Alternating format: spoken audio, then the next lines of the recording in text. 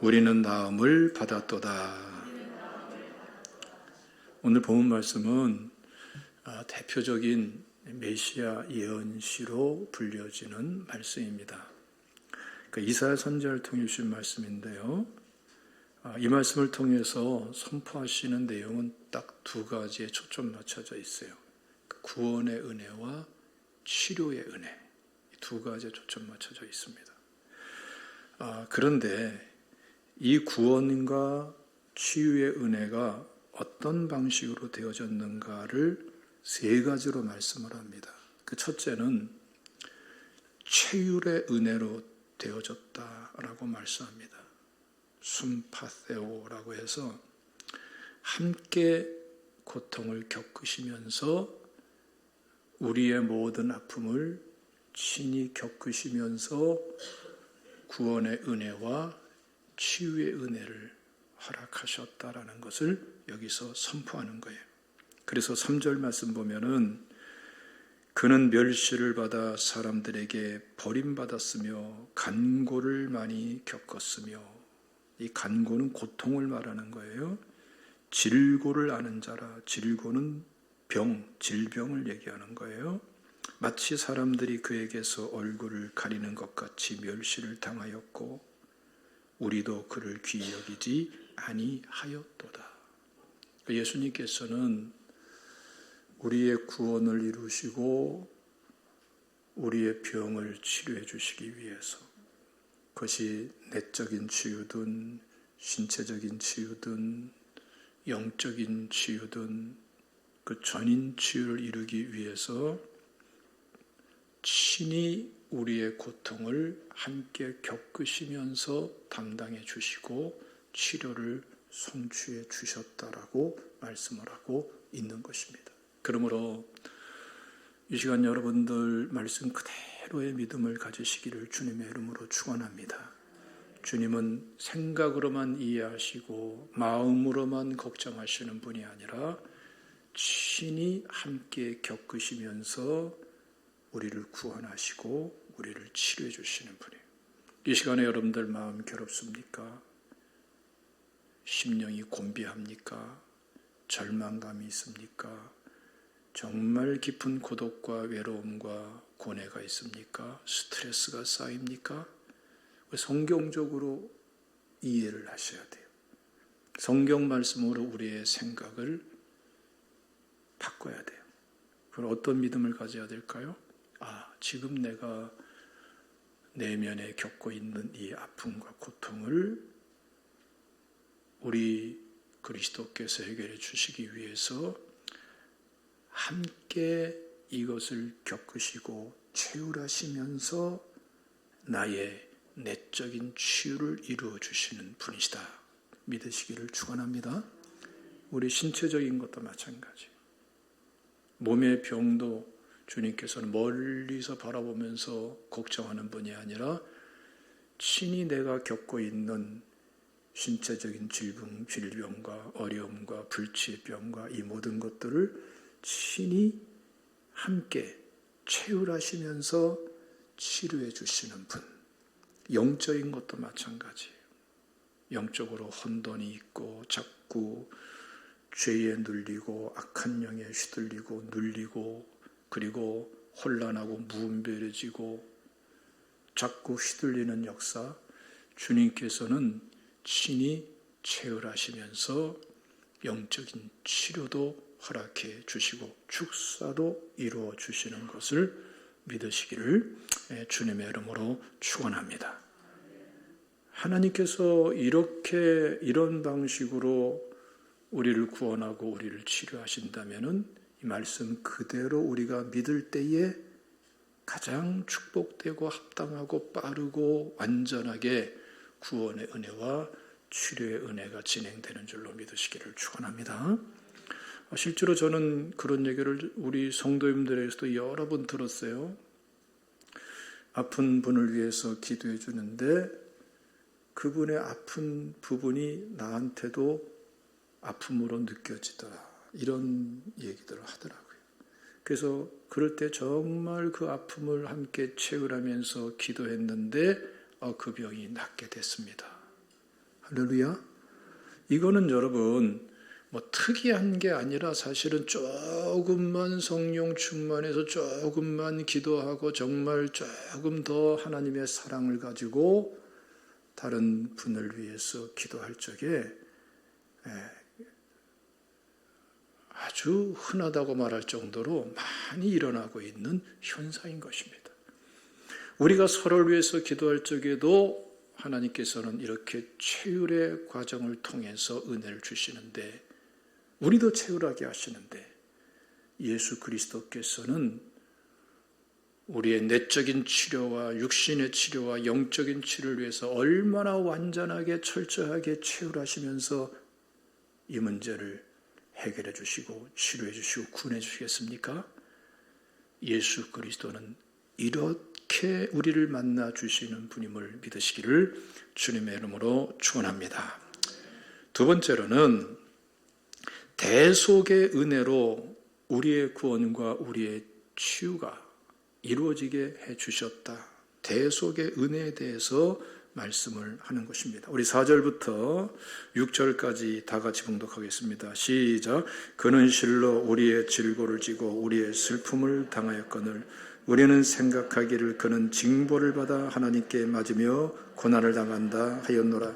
그가 찔림은 우리의 허물 때문이요 그가 상함은 우리의 죄악 때문이라. 그가 징계를 받음으로 우리는 평안을 누리고 그가 채찍에 맞음으로 우리는 나음을 받았도다. 우리는 다 양 같아서 그릇 행하여 각기 제 길로 갔거늘 여호와께서는 우리 모두의 죄악을 그에게 담당시키셨도다. 보세요 여러분, 우리의 모든 것 대속의 은혜 속에서 이루어 주신 것입니다. 4절 말씀 보면은 그는 실로 우리의 질고를 지고, 이건 질병과 병을 얘기하는 건데 나에 있는 병을 예수님이 짊어지셨다는 거예요. 예? 또 우리의 슬픔을 당하셨고 내가 받을 징벌을 대신 받으시고 고난을 대신 당하시고 대속적인 것입니다. 그래서 5절 말씀 보면은 그가 찔림은 우리의 허물 때문이요 그가 상함은 우리의 죄악 때문이라. 그가 징계를 받음으로 우리는 평안을 누리고 그가 채찍에 맞음으로 우리는 나음을 받았도다. 그러니까 우리의 구원을 위해서, 나의 전인 치료를 위해서 예수님께서는 십자가에서 자신의 몸을 제물로 드리면서 값을 지불하시고 속량의 은혜를 주시고, 예수님께서 대신 우리의 모든 죄를 짊어지고 죄로 인한 결과와 고통과 이 질병, 질고, 이 고난, 슬픔을 대신 다 짊어지시면서 이 대속의 은혜, 대속의 은혜의 원리를 통해서 우리를 구원하시고 우리를 치료하신 것입니다. 할렐루야. 그래서 여러분, 우리가 구원받은 애는 우리는 거저 받았지만 하나님께서는 거저 주실 수 있는 게 아니에요. 독생자 예수 그리스도께서 친히 속량의 값을 치르시고 대속적인 그러한 대가를 지불하시면서 우리에게 구원과 치료를 허락하신 것입니다. 그래서 6절 하반절 말씀 보면은 여호와께서는 우리 모두의 죄악을 그에게 담당시키셨도다. 그래서 오늘 이 시간에 또 한 가지 가져야 될 믿음의 자세는 뭐예요? 나의 죄를 예수님께서 담당해 주셨다. 나의 질병과 고통과 고뇌, 내적인 문제든 신체적인 문제든 영적인 문제든 예수님께서 대신 담당해 주셨다. 또 그냥 담당한 게 아니라 십자가 보혈의 은혜로서 값을 치르면서 담당해 주셨다.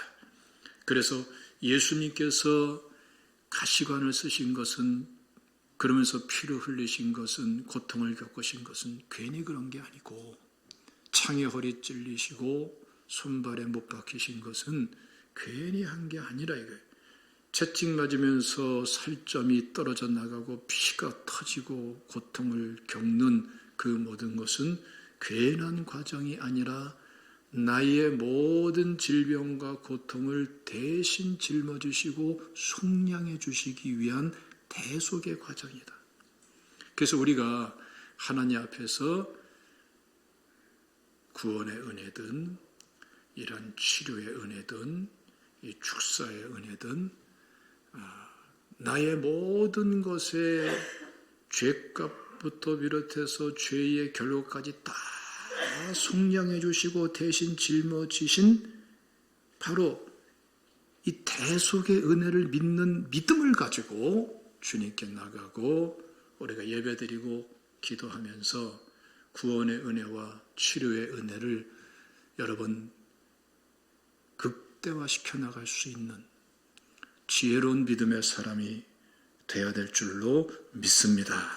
세 번째로는 이것은 이미 성취된 은혜라고 선포를 하고 있는 것입니다. 이사야 선지자는 예수님이 십자가 짊어지시기 약 700년 전에 선지자로서 헌신했던 사람이에요. 그러니까 700년 후에 일어날 예수님의 사역과 십자가 부활의 사건을 바라보면서 하나님께 말씀을 받아서 그 말씀을 선포한 사람이 바로 이사야 선지자이고 오늘 본문의 말씀인 것입니다. 그런데 여기서 놀라운 특이점을 발견할 수 있어요. 그 700년 후에 일어날 일이니까 얼마나 먼 후에 일어날 일입니까? 그러나 오늘 말씀 보면은 전혀 다른 개념으로 말씀해요. 성취된 말씀으로 선포를 하는 것입니다. 여러분 보세요. 4절 말씀 다시 한번 봅시다. 그는 실로 우리의 질고를 지고 우리의 슬픔을 당하였거늘 우리는 생각하기를 그는 징벌을 받아 하나님께 맞으며 고난을 당한다 하였노라. 보세요. 우리의 질고를 지고 우리의 슬픔을 어떻게 하였거늘? 당하였거늘. 700년 후에 일어날 일인데 이사야 선지자는 당하였다. 이미 성취된 것으로 선포하는 거예요. 5절 말씀 보면은 하반절에 보세요. 그가 채찍에 맞음으로 우리는 다음을 어떻게 했다? 받았도다. 이미 성취된 것으로 선포하는 거예요. 6절 말씀 보면 하반절에 여호와께서는 우리 모두의 죄악을 그에게 담당시키셨도다. 과거형으로 말씀하는 전부. 그러니까 예언적 과거로 선포하는 거예요. 이거는 이미 성취된 것이다 라고 선포하는 거예요. 700년 후에 일어날 일이지만 이건 하나님께서 반드시 이루실 일이기 때문에 그야말로 그 무엇보다도 움직일 수 없는 확실하게 이루어질 일이기 때문에 예언적 과거로 이미 성취됐다. 여러분 우리가 기도하면서도 그러잖아요. 어려운 문제를 놓고 기도하고 하나님께 부르짖어 기도하고 작정하고 기도하고 매달려 기도하고 그러다가 하나님께서 은혜 주시고 마음속에 확신이 탁 찾아들면 어때요? 환경은 변한 게 없는데 마음속에 뭐가 오죠? 해결됐다. 이때는 해결될 것이다가 아니에요. 해결됐다. 할렐루야. 아이고 전 그렇게 살아난 사람 아닙니까? 아이고 폐도 안 좋고 간도 같이 안 좋고 폐병을 고치는 약을 쓰려면 간이 나빠지고 간을 고치려고 간을 보호하려면 약을 못 쓰니까 폐가 나빠지고 저 영등포 당산동에 결핵협회가 있어요. 거기서 약을 받아 먹었는데 약이 독하기도 하고 양이 많기도 하고 뭐 조금 과장하면 한 움큼이야. 그 간이 얼마나 망가지겠어요. 그러니까 이래도 죽고 저래도 죽고 죽어가고 있는데 새벽에 그 몸을 끌고 나와서 하나님께 기도하고 주님 낫게 해주시면은 나는 여기서 뼈를 묻을 것이고 낫게 해주지 않으시면은 나는 독일로 갑니다. 유학 수속을 다 밟아놨으니까 아무도 모르게 도피성 유학이죠. 네? 그 본대학에 입학허가도 받았고 그런데 하나님께서 참 뜻하시는 바가 있어서 하나님께서 그때 확신을 주시더라고요. 참 나는 몸으로 못 느껴요. 몸은 차갑지도 않고 뜨겁지도 않고 아무렇지도 않은데 마음속에는 그냥 움직일 수 없는 확신이 꽉 쳐다들면서 나았다라는 확신이 꽉 있는데 이게 너무나 확신이 있으니까 난 거예요. 그래서 당장에 그 다음날 쫓아가지고 검사해 보니까 진짜 다 났어요. 이럴 때에 뭘 우리가 경험하게 됩니까? 아무것도 바뀌지 않은 것 같은데 내 마음속에는 기도하는 가운데 뭐가 있어요? 나았다. 환경도 바뀌지 않은 것 같은데 어려운 문제는 여전히 있는데 해결함을 받았다. 사실 시편에 보면 이런 말씀들이 굉장히 많죠. 지금 이 이사야 선지자도 비록 700년 후의 역사 속에서 이루어질 예수님의 탄생과 공생애와 십자가 부활의 사건이지만 그것이 너무나 확실하게 이루어질 일이기 때문에 예언적 과거로 성취된 사실로 선포하는 거예요. 할렐루야. 성경에 이런 본문이 많아요. 근데 또 한 가지 중요한 게 뭐냐 하면은 하나님은 완전하실 분도로 영원하신 분이에요. 그 완전하심과 영원 속에서는 과거, 현재, 미래가 없어요. 하나님 차원에서는 이미 다 성취된 상태에서 진행이 되는 거예요. 하나님 말씀은 이렇게 진행되는 것임을 믿으시기를 주님의 이름으로 축원합니다. 할렐루야. 자, 이게 중요한 이유가 뭐죠? 우리가 바로 이 말씀에 입각한 믿음을 가져야 된다는 거예요. 우리는 자꾸 말씀대로 사는 것을 좋아하는데 당연히 좋죠. 그런데 말씀을 정확하게 이해하고 정확하게 이해한 말씀대로 믿어야 말씀대로 사는 거예요. 믿습니까? 그러니까 우리의 구원은 하나님께 다 성취되었습니다. 우리의 내적인 치유든 신체적인 치유든 영적인 치유든 전인 치유가 하나님께는 십자가 부활과 함께 이미 다 성취되었고 치료가 되어져 있는 것입니다. 믿으시기를 주님의 이름으로 축원합니다. 단지 나한테 실현이 안 됐을 뿐이에요. 그러나 이것은 우리가 성령 충만하여 기도하면서 나가고 말씀대로 기도하면서 나가면은 계속 성취되는, 계속. 할렐루야. 지금 오늘 이제 안 보이는데 우리 성도님 한 분이 그런, 우리 교인은 아니에요. 예? 그런데 선교사님이신데 새벽마다 꼭 참석하시는 분이 계세요. 예. 그런데 새벽 예배 드리면서 계속 몸의 병이 치료되고 있다는 거예요. 전에 우리 임영희 권사님이 그런 간증하더니 똑같은 간증을 하는 거예요. 온갖 병이 많은데 새벽 예배 드리면서 자꾸 치료된다는 거예요. 그걸 우리 손흥료 권사님에게 그렇게 얘기를 몇 차례 하시더래요. 계속 너무나 감사하다고. 하나님께는 이미 성취가 되었고 우리에게 실현되고 있음을 믿으시기를 축원합니다. 구원의 은혜도 마찬가지예요. 주 예수를 믿으라. 그리하면 너와 내 집이 구원을 얻으리라. 이게 여러분 엄청난 역사입니다. 예? 저희 가정에도 이 말씀에 대한 아주 참 놀라운 간증이 있어요. 저희 가정에서 진짜 예수 믿기 어려운 분이 누구였느냐? 저희 아버님이었어요. 저희 어머님이 참 열심히 신앙생활 했거든요. 기도생활, 복음 전도, 구역 정리를 얼마나 잘 보는지 저희 어머니 맞는 구역이 막 수십 명이 모였어요. 수십 명. 예? 그래서 가만히 어머님이 하는 걸 보면은 배울 게 많더라고요. 금요일 날 저녁에 그 당시에는 구역 예배 드렸는데 그 목요일 날이면 다 신방을 해요. 가정마다 쫙 신방을 해요. 그러고 나서 금요일 날 예배를 드리니까 이게 뭐 구역원들에 대한 돌봄이 확실하죠. 예? 그러면서 기도로 준비하고 계속 부흥하는 거예요. 그러니까 하나님이 은혜 주시니까 마음이 뜨거워서 전도도 열심히 하시는데 동네에서 전도하는 거 가지고 성이 안 차는 모양이야. 예? 여러분들 그 서울에 가면은 장충체육관 아시죠? 남산 밑에. 그 옆에 보면 장충당 공원이 있어요.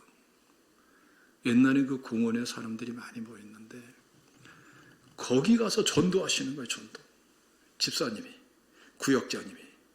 그래서 사람들이 몇 명 있으면은 예수 믿으라고 얘기하다 보면 이게 얘기하다가 자꾸 사람들이 모이니까 이게 뭐냐 전도 집회처럼 되는 거예요. 수십 명이 모여서 안 믿는 사람들도 그 당시에 여자분들이 그렇게 하는 게 진짜 특이한 일이거든요. 얘가 막 자꾸 모이는 거예요. 막 아멘이 터져나오고 안 믿는 사람들이 맞장구 쳐주는 거죠. 그렇게 열심히 있는 분이신데 저한테 그러더라고요. 철아. 저를 부를 적에는 광철아 이렇게 부를 때가 거의 없었어요. 철아. 너무 사랑스러우니까. 내가 막내거든. 그러니까 철아. 그러면서 이제 얘기를 하시는데 뜻밖의 얘기를 하시더라고요. 너희 아버님은 아무래도 예수 안 믿으실 것 같다. 너무 완고하니까. 그러니까 여러분 주일날 되면 저희 아버님은 어떻게 행동을 하셨냐면은 일찌감치 일어나서 교회로 가요. 저희 아버님이 안 믿는 사람이 교회를 가는데 교회를 들어가는 게 아니라 교회 앞에 딱 서서 담배 딱 물고 거기서 뒷짐지고 어슬렁 하는 거예요. 예배 시간 가까우면은. 왜 그럴까요? 저희 어머님하고 저희 형제들이 교회 못 가게 하려고 그러는 거예요. 나는 너무 어리니까 뭐 어머니랑 같이 그냥 그럴 수밖에 없고 저희 형님하고 누님들은 그런 슬금슬금 뺑 돌아가지고 교회 뒤편으로 가요. 교회가 좀 지대가 높아가지고 그쪽은 절벽 비슷하게 가파른 축대나 이런 것도 없이 비슷할지면서 아카시아 나무가 많이 있었고 그 당시에는 그래서 제가 어릴 적에는 철조망이 이렇게 쳐져 있었고 글로 이제 기어 올라가서 예배 드리고 이제 기어 내려와서 집에 와서 시침 딱 떼고 있는 이러한 상황이었으니까 하도 그래. 너무나 좋으신 분이시고 정직하고 성실하신 분인데 신앙에 대해서는 그러니까 너희 아버지는 구원받기 어려운 것이다. 그런데 그 어린 저에게 말이죠. 순간적으로 말씀이 탁 떠오르는 거예요. 그 말씀이 뭐겠어요? 주 예수를 믿어라. 그래야만 너와 내 집이 구원 얻으리라. 그래서 저희 어머니 주 예수를 믿어라. 그래야만 너와 내 집이 구원을 얻으리라. 그랬으니까 아버지가 예수 믿고 구원받을 줄로 믿습니다. 이건 여러분 그 어린애가 그러니까 저희 어머님 마음이 얼마나 사랑스럽겠어. 내가 그런 사람이라니까요. 근데 아무 소리 안 하시더라. 그러더니 진짜 그 말씀이 성취된 거예요. 그러니까 저희 아버님이 예수 믿을 적에는 하나님이 부르시기 2주 전에 예수를 믿어요.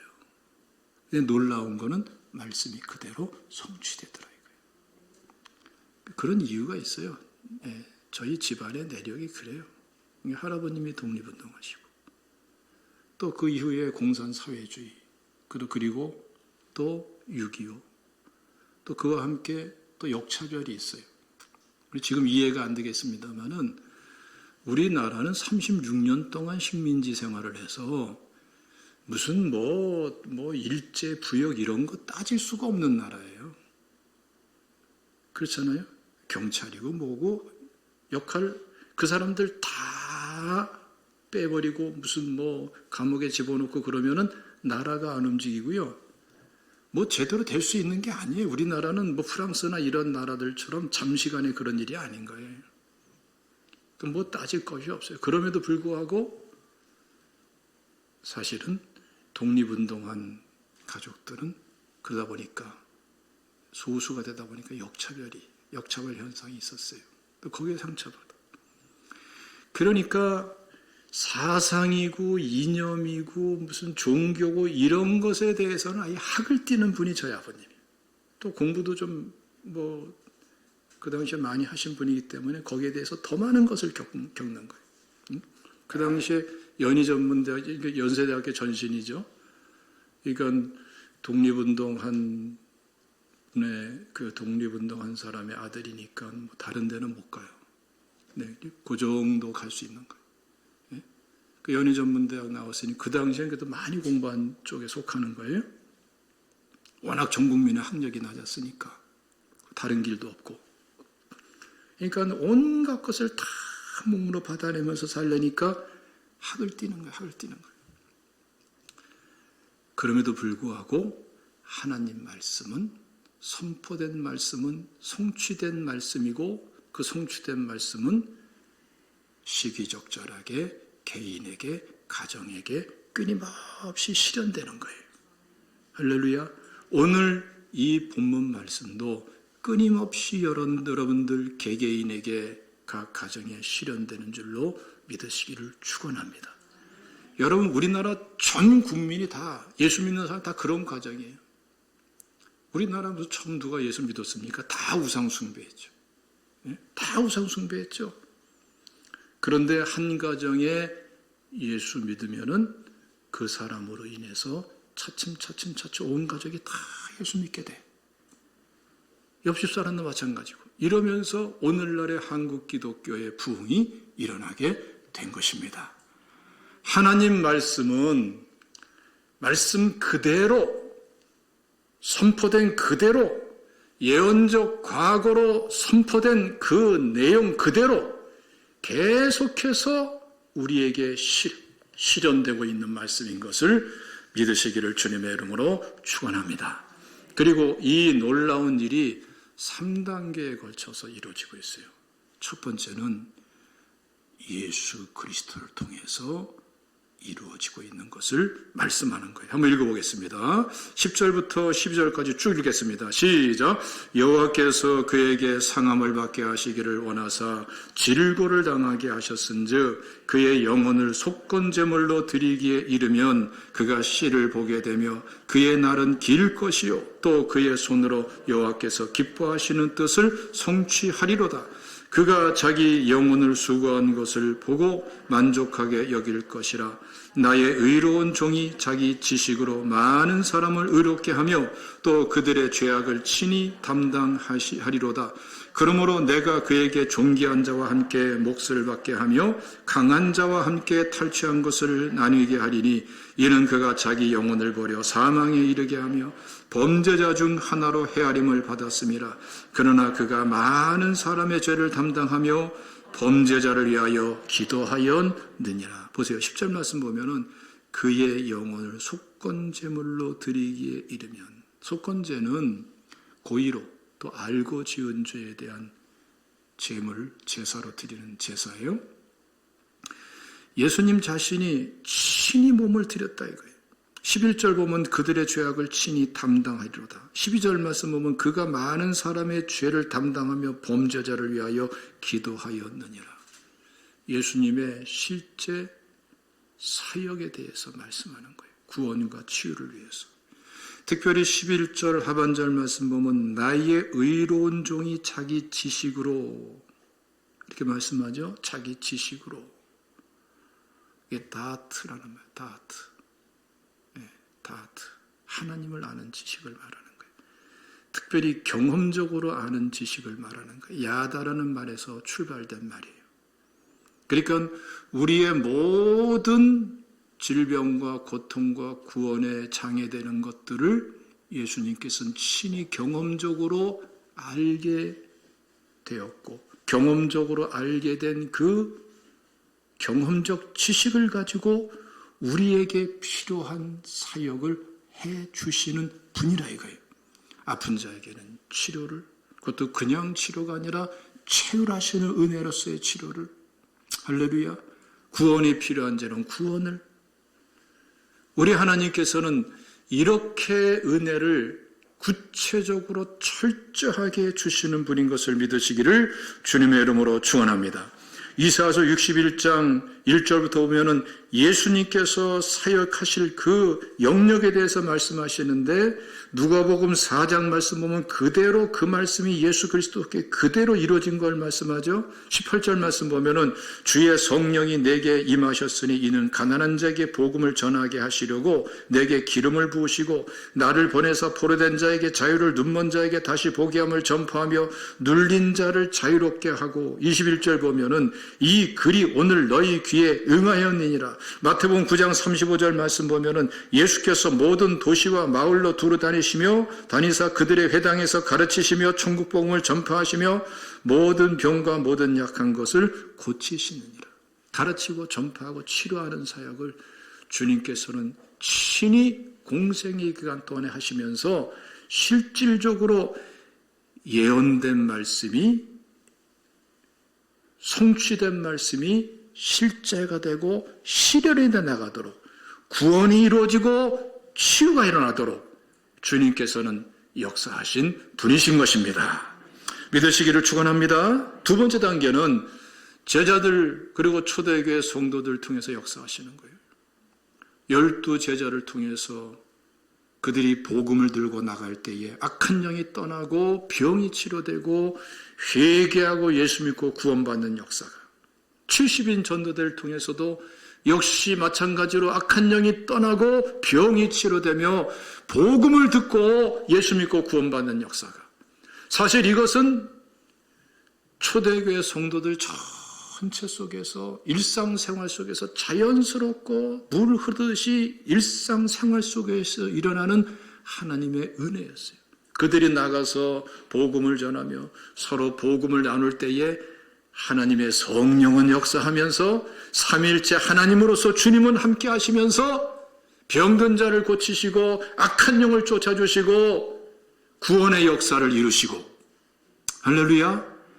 그것으로 끝나지 않고 세 번째 단계로 오늘날 우리에게도 똑같은 일이 똑같이 일어나기를 원하시는 하나님인 것을 믿으시기를 축원합니다.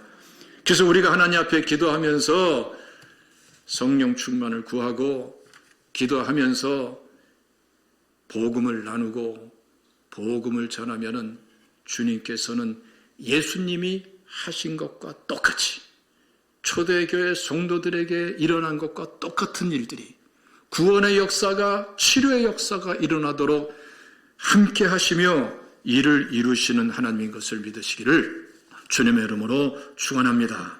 그래서 여러분 마태복음 28장 말씀 보면은 지상 사명이 나오죠. 대위임령, 하늘과 땅의 모든 권세를 내게 주셨으니, 모든 권세가 예수 그리스도께 있음을 선포하는 거예요. 너희는 가서 모든 족속으로 제자를 삼아 아버지, 아들과 성령의 이름으로 세례를 주고 내가 너에게 분부한 모든 것을 가르쳐 지키게 하라. 복음을 전하고 복음을 나누라는 거예요. 볼지어다 내가 세상 끝날까지 너희와 항상 함께 있으리라 하시니라. 우리가 하나님 앞에 기도하며 자꾸 성령 충만함을 받아야, 자꾸 자기를 자꾸 죄의 종이 아니라, 배터리가 다 방전된 휴대폰이 아니라 배터리가 충만해가지고서 마음껏 사용될 수 있는 그러한 쓰임받을 수 있는 준비를 하고 복음을 나누고 복음을 전하면은 하늘과 땅의 모든 권세를 가진 주님께서 세상 끝날까지 함께 하시면서 우리의 자원이 되어주시고 능력이 되어주시고 권세가 되어주시고 영광이 되어주시고 축복이 되어주시고, 이럴 때는 아멘들 하던데, 할렐루야. 예? 그렇잖아요? 이거는 뭐 이상한 게 아니라 자연스럽게 당연하게 일어나는 결과들이에요. 믿습니까? 그래서 여러분 마가복음 16장 15절 말씀 보면은 그 이하에 굉장히 중요한 말씀이 있죠. 너희는 온 천하에 다니며 만민에게 복음을 전파하라. 이게 복음을 나누고 전하는 게 얼마나 큰 축복인지 몰라요. 예? 믿고 세례를 받는 사람은 구원을 얻을 것이요 믿지 않는 사람은 정죄를 받으리라. 믿는 자들에게는 이런 표적이 따르리니. 예. 믿는 자에게는 표적이 따른다고 말씀을 하고 있고, 이것은 지금도 변함없이 나타나고 있는 하나님의 역사인 것입니다. 한번 다 같이 읽어볼까요? 17절부터 시작. 믿는 자들에게는 이런 표적이 따르리니 곧 그들이 내 이름으로 귀신을 쫓아내며 새 방언을 말하며 뱀을 집어 올리며 무슨 독을 마실지라도 해를 받지 아니하며 병든 사람에게 손을 얹은즉 나으리라 하시더라. 주 예수께서 말씀을 마치신 후에 하늘로 올려지사 하나님 우편에 앉으시니라. 제자들이 나가 두루 전파할새 주께서 함께 역사하사 그 따르는 표적으로 말씀을 확실히 증언하시니라.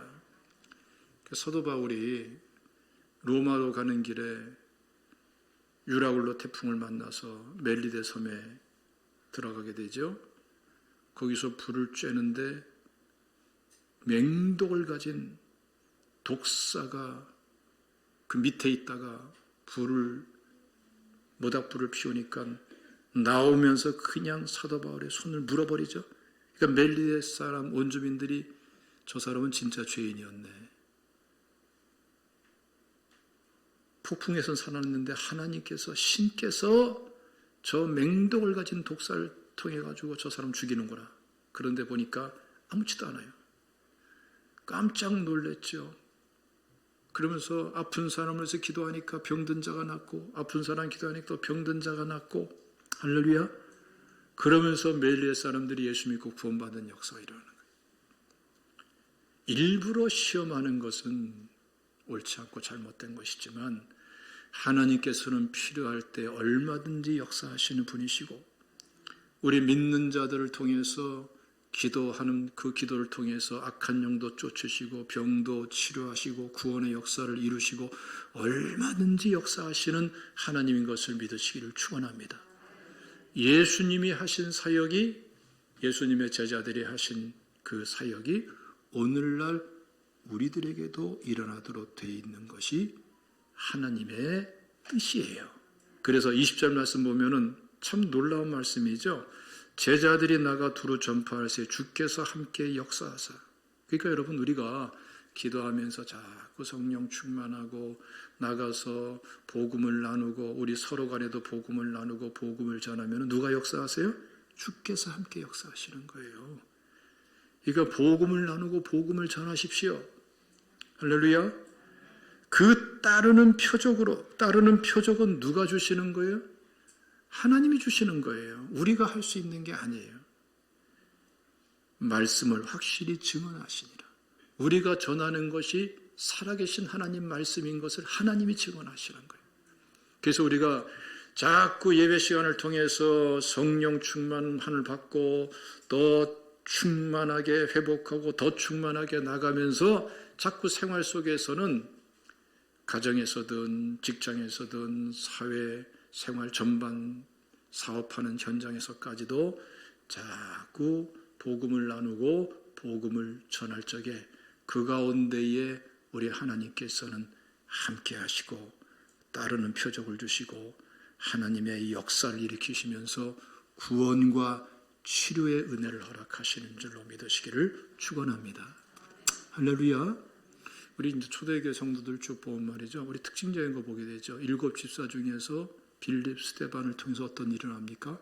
많은 병자가 치료되고 많은 그러한 구원의 역사가 일어나고 악한 영이 떠나고 그러죠? 왜 그럴까요? 그들이 복음을 전하기 때문에. 똑같은 집사님이라도 복음을 전할 때 주님께서는 이적과 표적과 기적과 신유의 역사를 이루시는 하나님이세요. 여러분들의 삶 속에, 여러분들의 직장에, 여러분의 사업장에, 여러분들의 가정의 사회생활 속에 이적과 기적과 표적과 신유의 역사가 일어나고 하나님께서 하늘과 땅의 모든 권세를 가지고 불가항력적으로 축복하시면서 축복으로 승리하게 하시는 하나님의 역사를 힘입기를 원한다면 복음을 나누십시오. 복음을 전하십시오. 글을 놓고 기도하십시오. 하나님은 살아계신 하나님이십니다.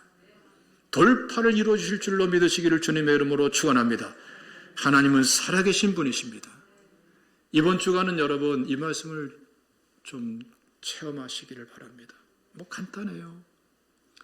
기도하면서 성령 충만을 받고 예배를 통해서 성령 충만을 자꾸 받아들이고 복음을 기도하면서 나누고 전하면은 그때부터 하시는 분은 하나님이신 거예요. 하나님이 할 일을 내가 하려고 그러지 말고 나한테 맡겨진 것만 잘 감당하시면 돼. 기도하면서 성령 충만 그리고 복음을 나누고 전하시면 돼요. 따르는 표적은 하나님이 역사하시는 결과로 이루어지는 줄로 믿으시기를 축원합니다. 이번 주간에 여러분 좀 그렇게 꼭 좀 이 말씀 체험을 하시기를 주님의 이름으로 축원합니다. 할렐루야. 이거는 뭐 믿은 지 오래됐다고 될 수 있는 게 아니고 무슨 뭐 직분이 귀하다고 되는 게 아니고 초신자든 아무든 상관이 없어요. 기도하면서 자꾸 성령 충만을 사모하면서 복음을 나누고 전하면은 나머지는 하나님이 하시는 거예요. 오늘 마가복음 16장 20절 말씀이 그대로 체험되어지고 할렐루야. 오늘 이사야서 53장 말씀이 그대로 체험되어지는 이번 주간 되시기를 주님의 이름으로 축원합니다. 기도하겠습니다. 우리 아버지